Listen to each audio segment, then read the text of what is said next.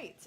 So today it's Jobs Day. We have our special guest, NEC Director Brian Deese, joining us, who will give us an overview and then take some of your questions.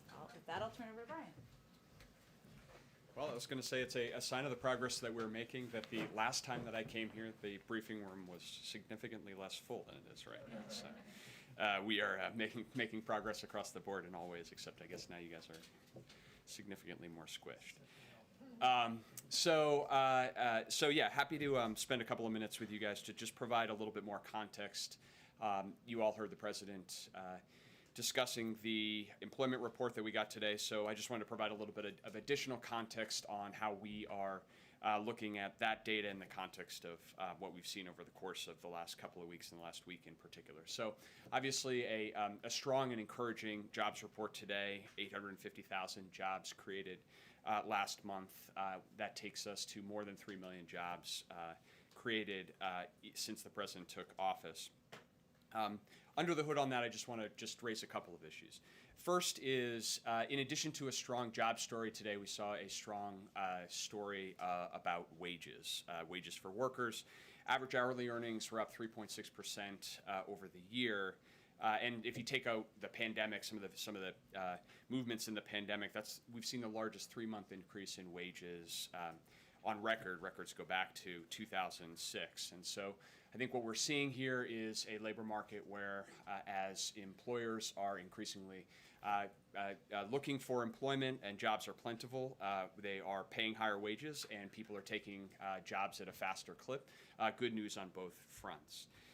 The second is, as we look, there's the payroll survey and the household survey. The household survey is what feeds into the unemployment rate. A couple of things under the hood in the household survey that may be of interest to you. First is around labor force participation. We saw an increase in labor force participation among the prime age working population. So for those workers aged 25 to 54, we saw an increase. And in the pandemic, certainly because of some particularities around teenagers and also early retirements, that prime age workforce is particularly relevant, and so we keep an eye on that. The second is, if you look at the broader definitions of unemployment, which have been particularly something that we and others have followed over the course of this pandemic, one notable thing this month is a marked decline in the number of people who are working part-time for economic reasons. So this is a category that the Bureau of Labor Statistics tracks where people would like to be working more hours, but are only employed part-time. We saw a 644,000 person decline in that figure over the course of this past month. Again, a sign that those who are wanting to work more are having an opportunity to do so. I would also note that there was a slight uptick in the number of long-term unemployed. That number has come down since the president took office, but that's an issue that is a reminder that we continue to have challenges in an economy that is coming back from a historic pandemic, and we are still down more than 6 million jobs from where we started, so we still have a lot of work left to do. Third point is just to put this report in the context of a set of economic data and indices we've seen over the course of the last week in particular. It's been a heavy week for economic data, so just a couple things I wanted to flag. We saw consumer confidence come out earlier this week, and not only did we see the index increase for the 4th straight month, at very high levels now in terms of consumers' current and future sentiments about the economy, but a record level of consumers are seeing the job market as improving. So in fact, the share of consumers that say that jobs are plentiful in the economy is now at a 21-year high. So again, consistent with a strong recovering labor market here. We saw both the Congressional Budget Office and the IMF come out this week with updated growth projections. The CBO, in particular, doubled its projected growth for 2021 from 3.7% to now 7.4%. And that's if we achieve that growth in that range, it would be the highest in nearly 40 years. But also notably, the CBO not only increased its growth projections, but projected downward where unemployment will be next year, and also downwardly revised its projections for 10-year deficits. So actually, as its growth estimates increased, its projections for future deficits as a share of our economy came down from where it was projecting in February. Likewise, on the IMF front, projections of growth at 7% for the U.S. economy, and in their words, the fastest pace in a generation. Also this week, notably, we saw the OECD reach an agreement with 130 countries endorsing a global minimum tax of at least 15%. This has been a priority for President Biden and our economic strategy from the beginning of this administration to try to help to galvanize a global effort to actually end the race to the bottom on taxes and to encourage multinational companies to invest and compete on quality and price and not on the effectiveness of being able to strip profits into low tax jurisdictions. A historic announcement this week and an important milestone in our effort to get that done this year. Number four, and then I will take your questions, is I just wanted to also let you know in terms of actions that we're focused on to try to help address issues that consumers are facing, increased competition and lower prices. I want to confirm that there was some reporting this morning that the President is indeed intending to direct the Department of Transportation to engage in a series of rulemakings to protect airline passengers and to promote fair competition in the airline industry. This may sound esoteric, but I'll make it very simple, particularly for any of you who have flown or are intending to fly now that that's more available. These rulemakings will specifically ensure that if a passenger pays to check a bag, they should get that fee back if the bag doesn't arrive on time. Also, if the passenger pays for a service like Wi-Fi and it doesn't actually work, that you will get that fee back quickly. And also, the President will direct DOT to ensure rulemaking that will establish clearer upfront disclosure of fees. One of the challenges in being able to clearly understand baggage fees, change fees, cancellation fees at the time of the purchase of an airline ticket, so that consumers have more and better information in understanding what they actually are paying for. And that this direction will be part of a broader effort that the President will release shortly around driving greater competition in the economy in service of lower prices for American families and higher wages for American workers. So with that, I'm happy to take your questions with one caveat, which you will hear me say every time I come to talk about monthly employment data or anything else, which is every piece of data is uncertain. We don't put too much stock in any one month's data. We're looking at longer term trends, and certainly as we assess the trend over the longer term, we feel like we are seeing a strong and accelerating recovery connected to and driven by the President's economic strategy. So, good news on hiring, but we saw an increase in black unemployment. Unemployment for black men is about 10%, almost double what it is for white men. Do you expect to close this gap? And which policies are going to be the most important for getting that? Well, I'm glad you raised the issue, and certainly it underscores why it's so important to not let up on the strategy that we've been putting in place to drive a strong recovery as fast as we can to get to full employment. One of the things that we know is that one of the most powerful ways of actually addressing disparities within the labor market, and particularly the persistent gap between unemployment rates for whites and people of color, is to have a strong economy that is operating at full employment, where employers are seeking to have a wider scope, and people who want to enter the labor force, want to find jobs, have more options and have more leverage and have more power in the labor market. So you've heard the president talk about this. He went to Cleveland and laid this out in a speech that an explicit part of his strategy is to have policies in place to get us to full employment as quickly as possible. I would note to your question about the most important policies. The American Rescue Plan was unique across the world in terms of fiscal responses to this pandemic crisis. The United States stepping in and having a more aggressive fiscal response than almost any country in the world.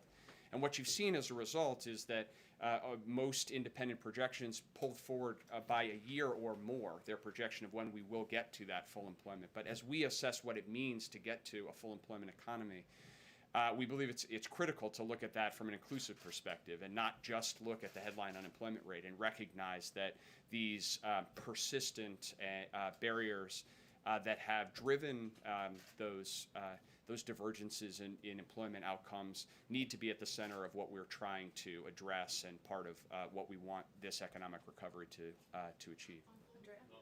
Yeah, Brian, I wanted to ask you about the OECD tax agreement. Are you concerned at all that that could get held up, that the U.S. could have trouble enacting its part of that?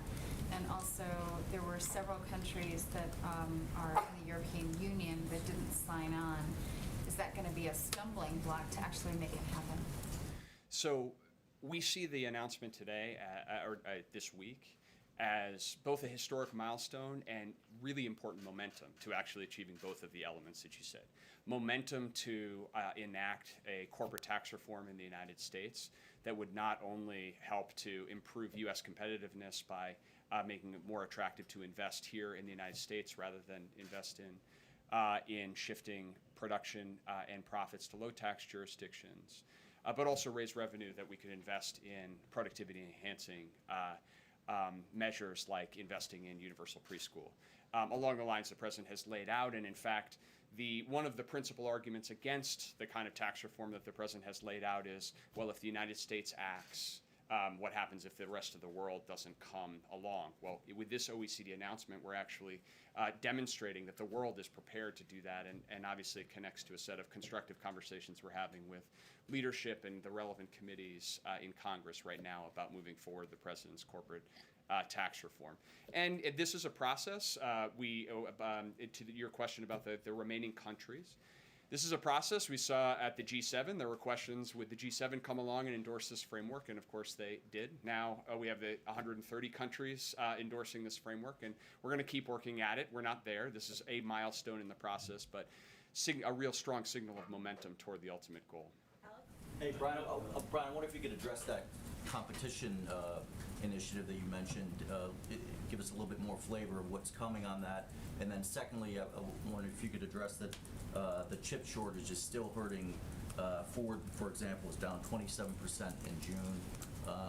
How much of a drag do you think that's going to have on the otherwise rosy outlook you just presented? Sure. So on the first, I would say I won't get ahead of the president. You can anticipate the president's going to be having more to say about this shortly. It's an issue that we've been working on across the whole of government, and the actions that I outlined with respect to the Department of Transportation is one element of it. But I think at the core, just this is really about trying to recognize that actually having more competition and more competitive markets is actually key to driving strong, durable, shared economic growth. And in particular, we've seen increasing evidence that the lack of competition in a variety of markets can actually reduce choices and increase prices for consumers, for small businesses, and actually also hurt wages and wage growth for workers in the labor market. And so we're looking at an effort across the government, looking at the different antitrust statutes and the different measures that agencies can take to try to improve competition and actually improve the opportunities for businesses to compete fairly without being impeded as well. So we'll have more to say about that, but that's the basic contours of it. And just chips. Oh, chips. Yeah. So look, this has been an issue that we've been, focused on for some time. It was the focus of the president's 100-day supply chain review, and we've been in constant and close contact with the auto manufacturers, consumer electronics producers, and also then the chip manufacturers themselves. I would say in the short term, I think we're hearing signs of there's some improvement in the challenges. I think the second quarter clearly was a point where you saw that impacting both on the production side and the employment side. At least the indications we're hearing from industry participants is that you should expect some improvement sequentially over the second half of this year. From our perspective on the policy side, it's why we're incredibly focused. You've seen the president laser focused on trying to move and enact his proposal for $50 billion to invest in semiconductor production, manufacturing, and resilience here in the United States. That's the long-term answer to this issue. And that's passed through the Senate. We're now working with the House to try to advance that legislation as well, and we look forward to getting that to the president's desk as soon as possible. Courtney? Oh, sorry, Jen. Sorry, hold on. Just to go back to full employment, what are the metrics that the administration will look to determine when the U.S. has reached full employment? And then on manufacturing, why are manufacturing jobs lagging so much, up only 15,000 in June and still 480,000 below pre-pandemic levels? Well, I'll take the second half of your question first, and obviously we can have a glass and maybe it's half full, maybe it's half empty. But I would say sequentially what we've seen is progress in the manufacturing sector, both in terms of employment and production, and it's important to remember, where we're coming from. We had a pandemic and a historic economic crisis that cratered production and has created huge supply chain challenges and bottlenecks over the course of the economy. But I think what we're seeing now is demand has come back faster than anticipated, in large part because of the success of the vaccination effort and the historic fiscal response that the United States has taken. And you're seeing manufacturers respond, and certainly there's going to be some short-term issues to work through, but I think part of the job growth that we saw in June is reflective of the sector's ability to start coming back here. And the first half of your on full employment. So look, our approach is to look at this from an inclusive perspective. Our approach has been to say, what does it mean to actually have an economy that is working for everybody, and where workers who want an opportunity to be full participants in the labor market have that opportunity. That means not only looking underneath the hood of the traditional unemployment rate at the significant discrepancies we've seen historically on racial and ethnic lines, but also on parents and women, and what are the barriers to full participation in this economy. And so you certainly see that from the perspective of the Biden economic strategy to try to invest in the drivers that are actually going to increase labor force participation, increase the productive capacity of the economy by driving inclusive growth, shared growth, the kind of growth that we think will be durable across time. Courtney, this is the math be the last one. Go ahead. Right back here. Hi. Hi. I wanted to ask you about infrastructure and ongoing negotiations on the Hill. The House passed its Invest in America Act, I believe it was either last week or this week, and House Transportation Chairman Peter DeFazio has said that he wants the policy in that bill to be how they flesh out the framework that the president agreed on, the bipartisan framework. Is that something that you would agree with? Is the policy in there what you want it looked like at the end of the day, or are there certain policies you would want to keep in the final bill? Yeah, so that was a vote that happened earlier this week, and I could congratulate Chairman DeFazio and the committee and the House for progressing that. This is the process.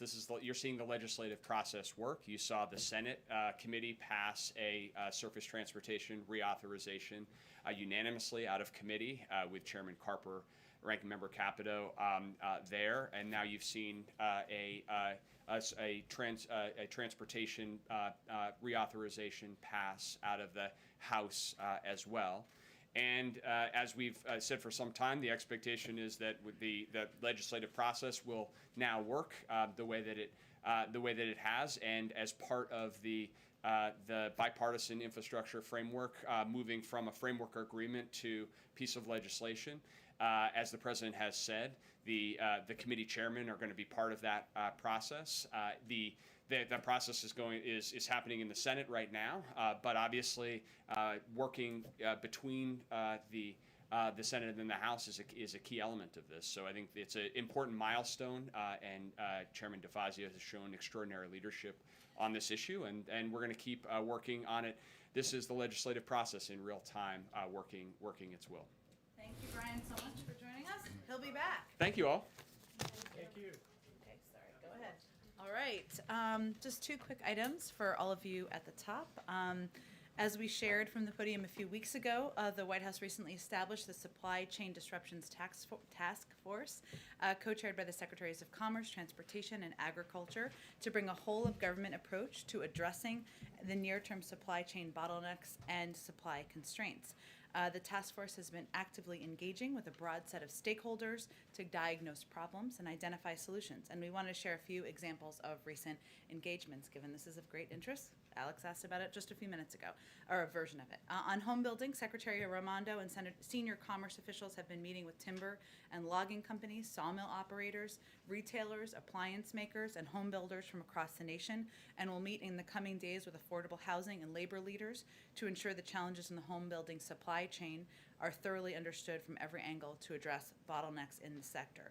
On semiconductors, which affects many industries, including everything from autos to everyday electronics around our homes, Secretary Raimondo has continued to bring together semiconductor producers and users to build trust, improve transparency, and facilitate data sharing. Since March, the Commerce Department has supported nearly $75 billion in direct investments from both U.S. and foreign businesses and domestic semiconductor manufacturing. And as for the Department of Transportation, under Secretary Buttigieg's leadership, the agency is helping address the country's truck driver shortages by supporting state DMVs as they return or even exceed pre-pandemic commercial driver's license issuance rates. In 2021, an average of 50,000 commercial driver's licenses have been issued each month, which is 14% higher than the 2019 monthly average and 60% higher than the 2020 monthly average. So clearly, their work is ongoing, but wanted to provide you a bit of an update about their outreach. Finally, in vaccine sharing news, on Sunday, we will send 1.5 million doses of Moderna to El Salvador. Sorry, I will do the week ahead. As we look to the week ahead, which of course includes this weekend because the president has a busy schedule, on Saturday he will travel to Traverse City, Michigan with Governor Gretchen Whitmer as part of the administration's nationwide America's Back Together tour to celebrate our country's progress against the virus. While there, he will visit a cherry farm where he will highlight the benefits of the bipartisan infrastructure framework and what they will do to deliver to communities across the country. After his visit to Traverse City, he will travel to Wilmington, Delaware, where he will remain overnight. On Sunday, the president and the first lady will return to the White House, where they will host a 4th of July barbecue with essential workers and military families on the South Lawn. At 7:30 p.m. on Sunday night, the president will deliver remarks to celebrate Independence Day and independence from COVID-19. And later that night, the National Mall will be open for the traditional Independence Day fireworks display so friends and family can gather together to celebrate our independence from the virus. On Monday, the president will not have public events. It is a federal holiday, and next week we will have more details, hopefully in the coming days, but he will continue to amplify the benefits of the bipartisan infrastructure framework, the American Families Plan, and again, we'll have more announcements about in the coming days. Last thing, Emily, who many of you know, she's going to get embarrassed, is a part of our amazing press team. She is a spokesperson on economic issues, not an easy thing. So she's here, hasn't been in the briefing room today, so wanted to welcome her here and thank her for all of her work, and also to Chairman Schiff, who let me steal her from him, which I'm very grateful for every day. So just wanted you to all know Emily if you don't already know Emily. Josh, go ahead. Awesome. Josh definitely knows Emily. Yes. Given last night's announcement on holding federal executions, is the president satisfied with the moratorium as it stands, or does he want to go further? And does he believe that Justice Department lawyers should continue to seek the death penalty in cases, or should they hold off? Well, I will first say, Josh, that the president made clear, even during his first conversations with then Judge Garland about the job, that he wanted to see an end to executions. And the announcement that was made today is he's pleased to see that the Attorney General is taking steps forward, which will put a stop to executions at the federal level during this review. And that is what's ongoing, and he feels that's an important step forward in delivering on that discussion. And then secondly, with regard to the president and sexual assault cases and kind of where they are in the military chain of command, the president stopped short of where Senator Gillibrand is on having independent prosecutors handle felonies that call for more than a year in a prison. What is the White House's thinking on kind of the decision relative to that proposal? Well, first I would note that we put out a statement from the president, and let me just highlight some components of that for all of you, because this was an important step forward in his view today. He strongly supports Secretary Austin's announcement that he is accepting the core recommendations put forward by the Independent Review Commission on Military Sexual Assault. He views sexual assault as an abuse of power, an affront to our shared humanity, and sexual assault in the military is doubly damaging, in his view, as it also shreds the unity and cohesion that is essential to a functioning U.S. military and to our national defense. He also noted, and just to answer your question, that he looks forward to working with Congress to implement these necessary reforms. He's grateful for the leadership of Senator Gillibrand, the work of Senator Ernst, Representative Speer, and Representative Mullen, who have worked in strong bipartisan way to move this forward. And certainly he feels that this announcement and the decision by Secretary Austin is a step forward. Go ahead. Same two subjects. First to the death penalty. There had been a campaign pledge to introduce legislation to end the federal death penalty. Is that still coming? Again, I would say that the president felt it was so important that it was a part of his discussion with the Attorney General when he interviewed him and talked to him about the job. He is now, the Attorney General today announced that there will be a halt in executions while there's an important review, and the president feels that's an important step forward. Some advocates have called on him to commute all federal death penalty sentences. That's different than what the Attorney General did. Has there been any discussion of doing that? There's a review that was just announced. I don't expect that we would speak to that while it's ongoing. And then on the sexual assault report, it found in part, I'm just going to quote here, a wide chasm between what senior leaders believe is happening under their commands and what junior enlisted service members actually experience. As a result, trust has been broken between commanders and the service members. It's a scathing vote of no confidence on the predominantly male military leadership. And I'm just curious, in his discussions with the Secretary of Defense or with uniformed leaders, if he, the president, has talked to these guys at all about the fact that this persists and is now called out in this report.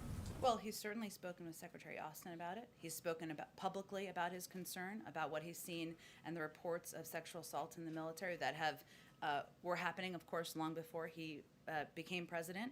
And he also called out in his statement today, he wanted to recognize the experience of our service members who've survived sexual assault and the bravery of those who've shared their stories with the world and advocated for reform, which is something he felt was important to note and call out today.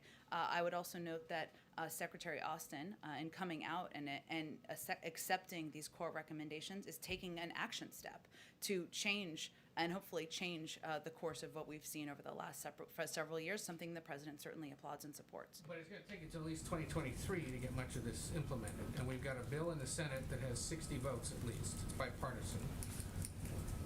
Is there going to be a push by him to say, yes, let's do this? It's another example of bipartisan cooperation. It addresses this issue. Well, Ed, Why not come out and endorse it? he noted in his statement that he looks forward to working with Congress to implement these necessary reforms and to promote a work environment that is free from sexual assault and harassment for every one of our brave service members.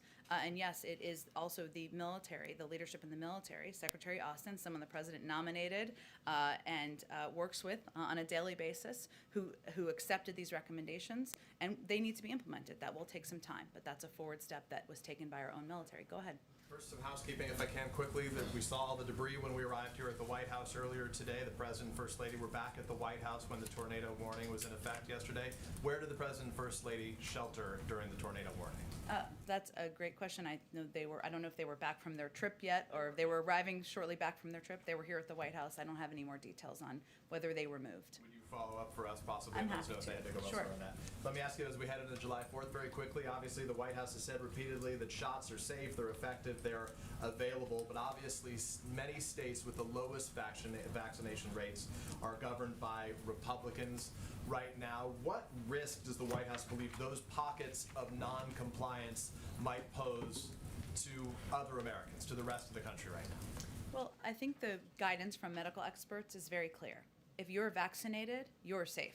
If you are not vaccinated, you're at risk of getting the virus. And the Delta variant, the transmissibility of it, which we've seen from medical experts who have made clear that it is far more transmissible, it can be deadly, it can make people incredibly sick, is just a reminder of what risks people are putting on themselves if they don't get vaccinated. And then, so for clarity though, what risks, to my question, what risk do you think those pockets of non-compliance pose, not just to themselves, but to the rest of the I country? wouldn't look at it as pockets, Peter. I would look at it as individuals in those pockets who are not vaccinated are certainly at a significant risk given the transmissibility of the Delta variant. But you don't think that risk is larger than those individuals? in If those areas? individuals are vaccinated in those areas, then they are protected. We have also had some news this morning about the effectiveness of J&J, but also we know that Moderna and Pfizer are effective in fighting and protecting individuals from the Delta variant. I'd also note that we announced just yesterday our plans for a surge team, largely in response to the rise of the Delta variant across the country that will include the physical deployment of personnel, virtual assistance, direct sharing of resources. We've already deployed a team to Colorado to collaborate with the local Department of Health in Mesa County, and that's something we will continue to work with communities across the country to implement to address the rising threat of the Delta variant. And given the White House is going to fall shy of its 70% goal for at least one shot in the arms of adults right now, is the White House done setting goals? Will you continue to do that, or do you think that there's no longer effective? Well, first, that's one way of describing it. Another way of describing it is that we are on track once the data comes in to report that 70% of adults 27 and older have received at least one dose of the vaccine. That's a significant step forward, something we're incredibly proud of. It's a reflection of the leadership of the president, of the organizational expertise of the team he's hired, and that's an enormous step forward. That's also why deaths and hospitalizations have fallen by more than 90% since January. We feel it's important to set bold, ambitious goals. Even though we are on track to reach that goal for individuals 27 and up, our job is not done. The work continues even on July 5th. On COVID, will we set a new goal? Is there a new goal that you're targeting? I have no new goal to set today, but again, we feel that it's important to set bold and ambitious markers and hold ourselves to account. Go ahead. Thank you, Jen. Is the White House concerned that some vice presidential staffers reportedly feel like they work in a, quote, abusive environment? Well, I would first note that I try not to speak to or engage on anonymous reports or anonymous sources. I will say that the Vice President is an incredibly important partner to the President of the United States. She has a challenging job, a hard job, and she has a great supportive team of people around her. But other than that, I'm not going to have any more comments on those reports. Okay, hoping to clarify the administration's position here on defunding the police. You say the president does not want to defund the police. Is the president concerned then that last year the now Associate Attorney General Vanita Gupta said it was, quote, critical for state and local leaders to heed calls from Black Lives Matter and Movement for Black Lives activists to decrease police budgets? Well, let me first say that as a Fox News report that came about in February quoted, quote, current and former police chiefs in more than 53 cities across the country, as well as the National Fraternal Order of Police, are issuing their support of the nomination of Vanita Gupta, President Biden's nominee for Associate Attorney General, praising her leadership and record and urging the Senate Judiciary Committee to quickly confirm her to the post. I don't know that that was your report or not, but it was certainly one from your network. But she said, okay, so that's the Fox report. Thank Yeah. you. And Senate testimony, she said she wanted to decrease police budgets. So She what also made explicitly clear in her confirmation process that she opposes defunding the police. And the president ran on, most importantly, did not run on defunding the police. He's always opposed defunding the police. I'll also note, because you've asked this question before or a few times over the last several days, that when we talk about individuals in Congress and their support for funding or opposition to funding for the police, I think what the American people are most focused on is how people vote, what their record is, which is a public record. And I will note that while the president ran on and won the most votes of any candidate in history on a platform of boosting funding for law enforcement after Republicans spent decades trying to cut the COPS program, which again is public record. We don't need to undervalue the intelligence of the American people. the president ran on increasing that funding. It's in his budget. In President Trump's budget, he significantly cut that. So that's a change. And the American Rescue Plan had a great deal of funding for local and state authorities, something that can support funding for local police in communities across the country, something many have used. It doesn't require me telling you names of individuals who opposed the American Rescue Plan. Every Republican opposed the American Rescue Plan, and I don't have time to read out all their names today. Okay, on another subject, the official White House account tweeted yesterday, the cost of a 4th of July cookout is down 16 cents from last year. 16 cents? There has been a reduction in some of the costs of key components of the 4th of July barbecue. That was what the tweet was noting. So does the White House think that 16 cents off a barbecue has more of an impact on people's lives than gas being $1 more this time, this 4th I of would July say versus last if you year? don't like hot dogs, you may not care of the reduction of costs. Can't- You don't have to like hot dogs. You can't buy a But hot dog for 16 a cents. reduction That's of, like a bite I of a will hot say dog. that what we are most focused on is the fact that we've created now more than 3 million jobs since the president took office. That's what we're focused on, and continuing to implement additional components of his economic Build Back Better agenda. Go ahead, Andrea. Yeah, just gonna switch gears completely. Great. Hot dogs. So the president of Belarus has shut the border to Ukraine. You've expressed concern about this, called to travel. Can you give us an update on what's happening there and what your reaction is to that? I mean, is it time to take more serious action? As you know, we have put in place a number of sanctions over the past several weeks in coordination with our European partners. I had not seen that report before I came out here. I will talk with our national security team and see if there's any additional actions or calls that are happening today. Okay.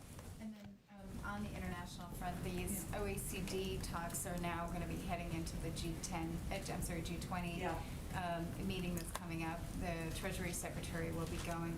Can you just, from where you sit, sort of say what your primary goal is for this upcoming G20 meeting on the finance officials, and what your sort of, what the president is saying to the Treasury Secretary about what he'd like to see get done? Well, I would say, obviously, the Treasury team and the Treasury Secretary will preview what the focus of their trip is. As you know, and as you asked my colleague Brian Deese about, certainly a component of that will be about the global minimum tax and moving that across the finish line. I will note, and he touched on this a bit, but we are quite encouraged, and it is a positive sign in our view, that there are 130 countries representing more than 90% of global GDP who have come together to support the Biden administration plan for a strong global minimum tax. And of course, there's more work to be done, but that will be certainly a focus, but otherwise I would defer to the Treasury Department on previewing the Secretary's trip. And the president is going to be speaking later on today to the National Education Association. What is his primary concern? And, we've talked a lot in here about critical race theory. Is this something that he's going to bring up in terms of the teaching of American history? Well, I would say first he's married to a teacher, and a longtime teacher, still a teacher, and so certainly educators and making sure he is communicating and conveying his commitment to the education system and the role of educators in the country is always going to be close to his heart. I will certainly expect that he will talk a bit about his plans and initiatives, whether it's the American Jobs Plan or the components of the American Families Plan, which will be critical to communities, to school communities across the country. But I think that would be the focus of his remarks. Go ahead. On Afghanistan, the president said earlier he does not think the drawdown will be done in a few days. The Pentagon has said it's ahead of schedule of the September 11th date. So what is the latest date that the White House is looking at right now? Well, we currently expect it to be completed by the end of August. So, as you know, the president decided to withdraw remaining U.S. troops from Afghanistan and finally end the U.S. war there after 20 years. I know there's been some reporting about Bagram, which I expect it may already be out. There'll be a statement from the Secretary of Defense on that sometime today. But in terms of the timeline, we currently expect it to be completed by the end of August. Okay, and when it comes to the translators that have applied, not just translators, drivers, engineers, people who have really put their lives on the line for the U.S. that are waiting on these applications, is it true that the administration is considering housing them in Central Asia, several countries in Central Asia, while they wait for those applications to either be accepted or denied? There have been some reports about conversations. I'm not here to confirm any conversations. What I can tell you is we've identified a group of SIV applicants who have served as interpreters, translators, as well as other at-risk categories. They will be relocated to a location outside of Afghanistan. There are a range of options, but that will happen before we complete our military drawdown by the end of August. In order to complete their visa application process from there. In terms of locations or numbers, I'm just not going to be able to get into those specifics for security reasons. But you will eventually. And can you explain why the president was citing the July 4th weekend when he was being asked questions about Afghanistan as to why he did not want to answer further questions on that matter? I think what he was trying to convey to all of you is that he is heading into July 4th weekend, a weekend for family, a weekend to celebrate America, and that he was ready to be done answering questions. It wasn't related to Afghanistan. Go ahead. Following up there, one of the questions that he sort of punted on was that the fighting is getting closer and closer to Kabul. If the Afghan government falls, if there is a bloodbath in Kabul, is there any circumstance where the U.S. is reconsidering, is thinking about sending troops back? I think it's really important to remember what the president conveyed when he made his announcement, or how we kind of got to this point. First, when he announced our drawdown, he made clear that the Taliban would have been shooting at U.S. troops again after May 1st. And the withdrawal deadline negotiated by the previous administration kind of set that timeline. Also, when he came into office, we had the lowest number of U.S. and partner forces in Afghanistan since the early days of the war. An agreement, as I just noted, was already in place. And the military stalemate between the Taliban and Afghan forces was at a height. He also asked for a review of genuine, realistic options to advance and protect U.S. interests. The review did not sugarcoat what the likely outcomes would be or rely on best-case scenarios. And we emerged from that with a clear-eyed assessment of the best path forward to advance American interests, which is his focus and his role as the commander-in-chief and the president of the United States. And ending the war in Afghanistan after 20 years so that we can address the global threat picture, so that we can protect our men and women serving, was his priority. So that continues to be, and we're continuing to move forward toward our withdrawal plan by the end of August. Can I ask you a follow-up with something you said yesterday? You were asked about the end of the Supreme Court term. You reiterated the president's commitment, should there be an opening, to nominate an African-American woman. Yeah. He said a year ago that he was creating a list, that he would release that list for further vetting. Can you tell us what the status is? Is there going to be a list of potential nominees that's released for us to see? Well, there is not an opening on the Supreme Court, so that's not a current hypothetical we're even dealing with right now. He made clear at the time, or maybe around that time, that he would nominate an African-American woman to serve on the Supreme Court should there be an opening while he's president. And he remains committed to that, should there be an opening. Go ahead, David. Jen, about a little more than a week ago, the agreement with the Iranians to allow inspections to continue at the main sites expired, and a couple of administration officials, including I think the Secretary of State, had said that it would be a big problem if we lose inspection continuity. So now we're a week out. Is it your understanding that we have no inspection continuity? And tell us how this affects the way the President is hoping that all of this will unwind. How do you actually get to an agreement if you're not sure that things have been diverted along the way?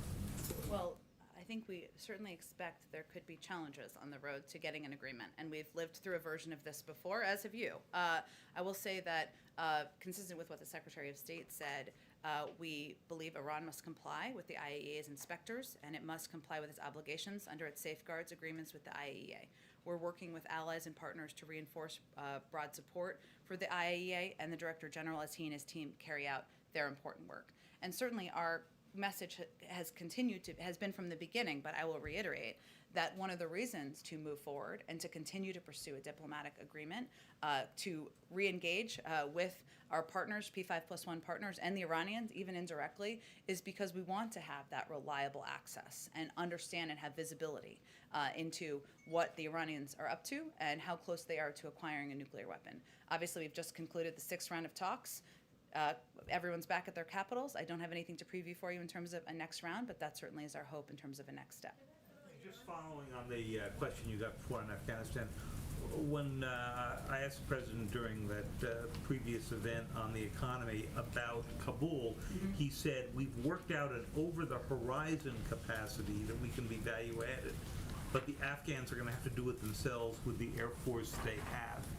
So if we just understand what he said and then your answer before to Caitlin, is he essentially saying if Kabul falls, it is not our primary responsibility at this point, we're happy to go help, but it's completely up to you? He's saying that, as we said in the beginning, he asked for a review and an assessment of what the impact could be of our decision to withdraw troops. We asked them not to sugarcoat that. They didn't. There has been intel assessments that have been out there from our own government. We're certainly aware of those. We have never taken a step back from those, from the podium or from the President of the United States. At the same time, what I think he was conveying during his answer to you, David, is that we will also continue to work collaboratively, as we always have, with a range of countries that share our interest in countering the reemergence of a serious external plotting capability emanating from Afghanistan, should that emerge. We will maintain over-the-horizon capacity, and that is something that will continue, as well as our security assistance to the Afghan National Security Forces. But they will be in the lead, as has always been the plan when we withdraw our troops. Go ahead. Thanks, Jen. Sha'Carri Richardson, the U.S. track star, has been suspended following a positive test for marijuana use. Does the president support that penalty, or does he want to see her be able to represent the United States fully at the Olympic Games this summer?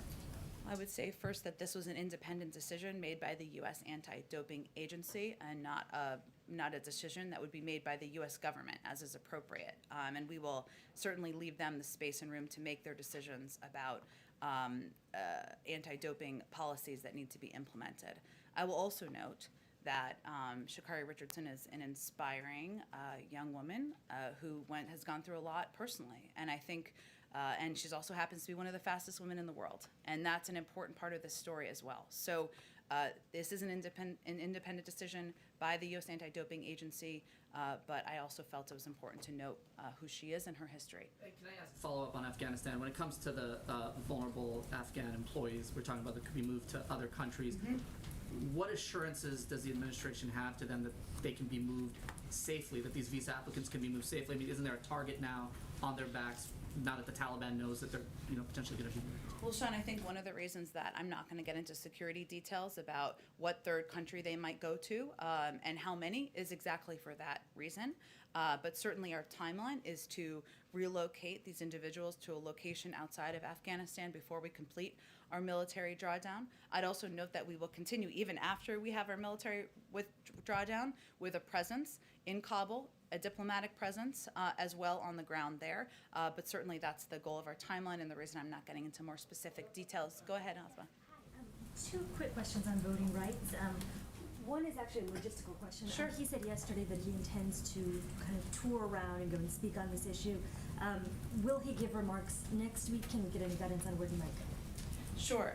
He is eager to do that, as is evident by his mentioning it to you all yesterday and over the last couple of weeks. And I think, as you would note, hopefully, in his statement yesterday, he is profoundly disappointed by the Supreme Court's decision. It's just a reminder of how important it is to move forward on federal legislation, how important it is and urgent it is that Congress restore the Voting Rights Act, and it's a reminder of what the stakes are here, which is that our democracy is on the line.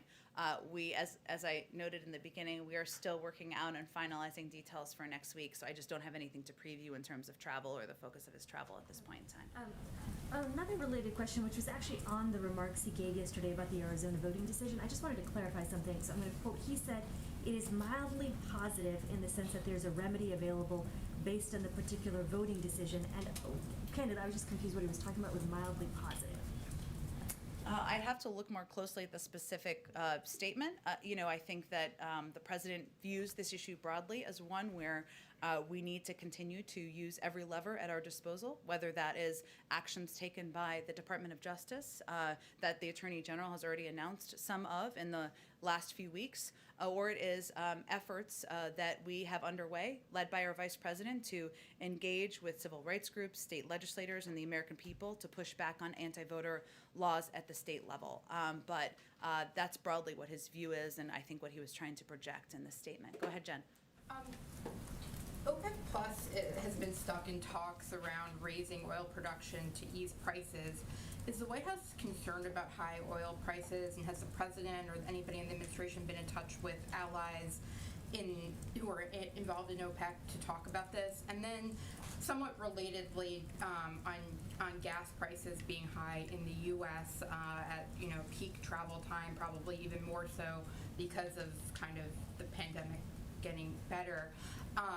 Are you concerned about that for Americans at a time when it does seem like there are a lot of economic data points working in your favor, that this one that Americans really do feel day in, day out, it is not, in a great position?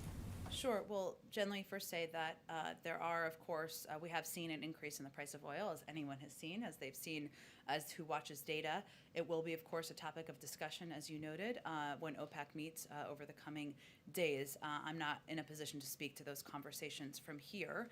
I can say that currently we expect there is enough spare oil production capacity globally, and as you know, because of the restart of global economy and resumption of normal consumer activity, there is some impact on oil market conditions. On your second part of your question on the impact of individuals and consumers, absolutely. I mean, that's one of the core reasons why the president was opposed to a gas tax and was opposed to any tax on travel or vehicle mileage, because he felt that would fall on the backs of Americans who were returning to their workplaces, who were driving their kids to school, and that was a bottom line or a red line for him in the negotiations. As you know well, the price of gas is often linked, of course, to oil prices. That will again be a topic of discussion over the coming days, but I don't have anything to preview on that front. Go ahead. Thanks, Jen. On the subject of infrastructure, there are a number of Republicans on the Hill who have raised concerns about the idea of giving the IRS $40 billion to basically crack down on tax cheats. They've cited a lot of concerns, one of which is that they think that this raises the possibility of abuse by the IRS. I'm just wondering what the administration's response to that is, and also how pivotal is this IRS component to paying for the president's infrastructure plan? Well, first, I think it's a key pay for, and one that was agreed to by a bipartisan group who negotiated the deal. And for clarity, what it actually would do is ensure that the IRS has the support, the staffing, and the resources needed to ensure the wealthiest Americans are paying what they owe. That's exactly what it would do. We have some estimates of what that would raise in terms of pay-fors. Those are actually quite conservative when you look at what many economists suggest across the board, but it is a paid-for that was agreed to, and one that does not violate what was a red line for many Republicans, which was in these bipartisan negotiations doing anything to change the 2017 tax law. We will, of course, go to that when we go to reconciliation, but that was a red line as it related to these negotiations. Go ahead. Jen, we saw that the president was exasperated this morning when he was asked several questions about Afghanistan and Bagram. Bear with me for a second, but 20 years ago, we were a nation full of people. Most Americans were gung-ho, full of patriotism to go get those people who had attacked our country in 2001.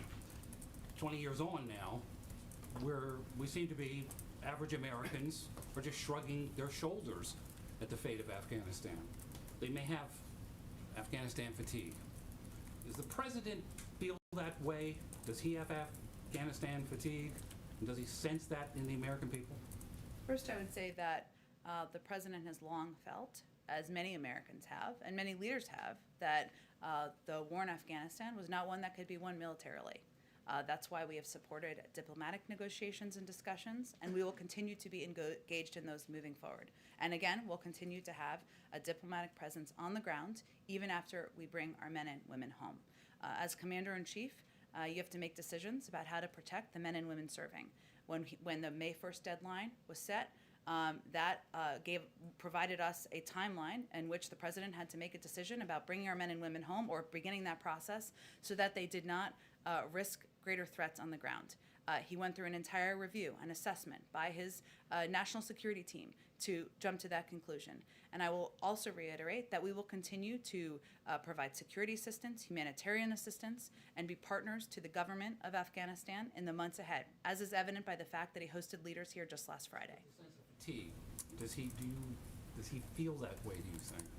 I would say I think people are a little over-reading into his response to a series of Q&A leading into a holiday weekend when he had already answered 3 questions on Afghanistan. And he just said, this is the 4th question, and he then went on and answered a couple additional questions.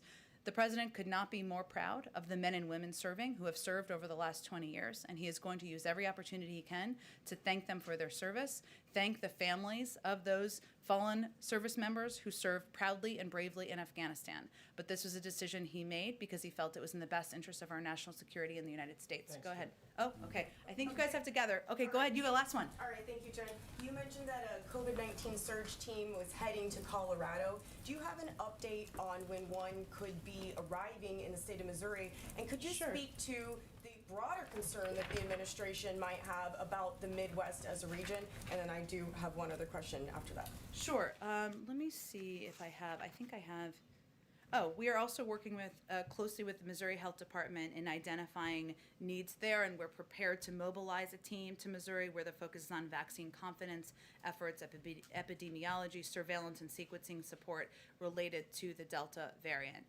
I would say our concern is where there are communities where there are lower vaccination rates because it means more people are at risk. And we are going to continue to do everything in the power of the federal government, whether that's providing supply, whether that is sending surge response teams, whether that is ensuring people understand where they can get access, or whether it's communicating directly to young people, people under 27 who have a lower vaccination rate. That will continue in communities in the Midwest or in any parts of the country where there are lower vaccination rates. Thank you. Have a great.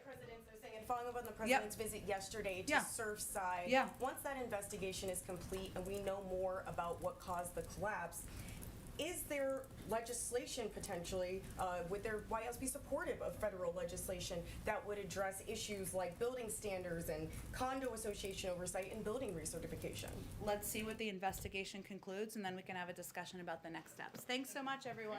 Thank you. Have a great weekend.